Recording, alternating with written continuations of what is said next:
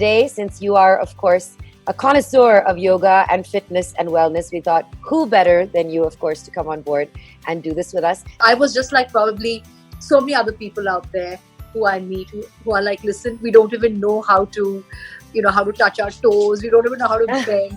So I was pretty much in that same boat. But I think, like they say, which is the eternal favorite saying of mine, is practice makes perfect. And I'm still a work in progress. But yet, having said that, I think a little bit of my practice every day just, just helps me so much. How do you stay motivated even when things like, laziness and like you get busy? How do you keep that consistency going? We all have our days, right, where we just don't want to get out of bed, where we just don't want to do anything. Kids are driving you up the wall, 10,000 things to look into, running a home, etc., etc. So yes, there are those days where you just want to shut yourself out, be in your room and not have to. And it's fine. Let yourself have those days. I think it's very important to have those days and spend time with yourself. But I also do believe it's very important to make a little time for yourself. The good thing about yoga is, which is what I always say, is you don't need some insane amount of equipment, etc. You just need a 6-foot mat, a little corner in your house, maybe some music, or if you have a balcony or something like that, a little bit of outdoor, space, and that's it. Do you have any tips on reducing belly fat, especially after giving birth? And does yoga help? Belly fat is the most difficult aspect of your body too.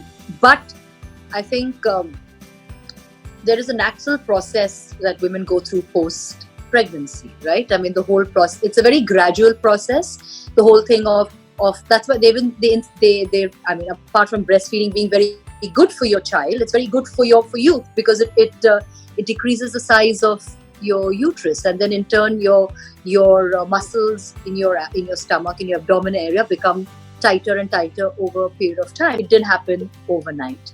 A lot of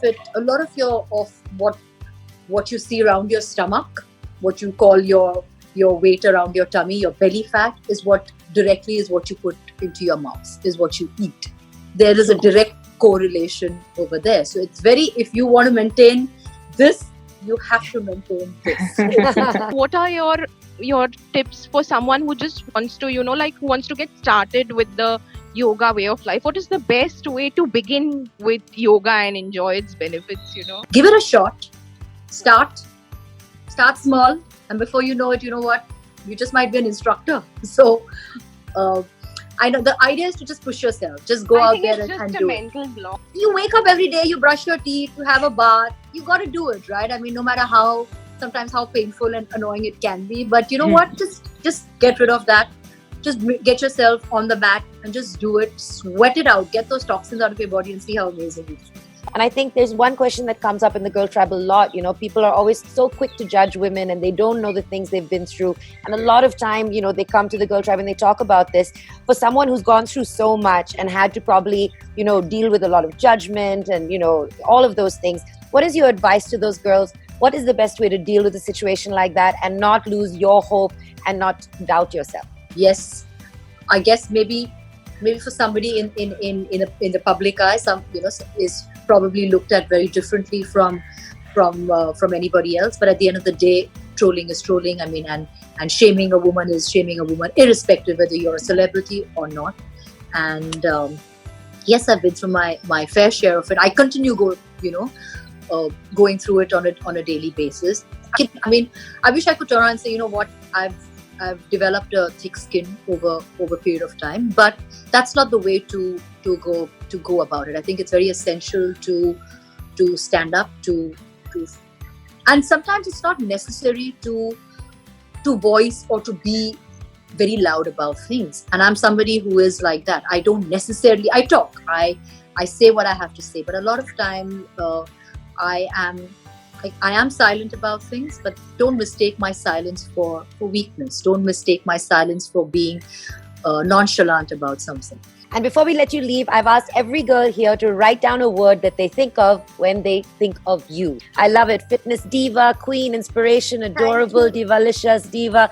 As you can see, there is a lot of love for you here. Thank you so much for being part of the Girl Tribe. We absolutely love you. And happy World Yoga Day. And all you women make me feel so good and so good about myself. I really have to thank you from the bottom of my heart for all the love and encouragement, because it's very easy to feel shit about yourself on days, but thank you so much. Now Diya, who also is a yoga instructor, and you can follow her on Kriya By Diya. She's going to do a quick yoga session for us, since I thought Yoga Day would be incomplete without that. So I'm going to give it over to you, Diya. Go ahead. The stuff that we're going to do is literally just sitting in your chair. So it gives a lot of you the opportunity to be able to do this stuff when you're at work. Starting with our wrist rotation. Extend the arms out in front of you and put your wrist make a fist with your hands. Your thumbs are on the outside. We're going to start slow. 1, 2, 3, 4. Second movement. Hands come to the tops of your thighs. Nice and simple. Shoulder rotation. 1, 2, 3. Gently rubbing the palms together. Slowly cupping your eyes. That was the end of our session. Hope you enjoyed it. I really enjoyed that. Thank you so much for that.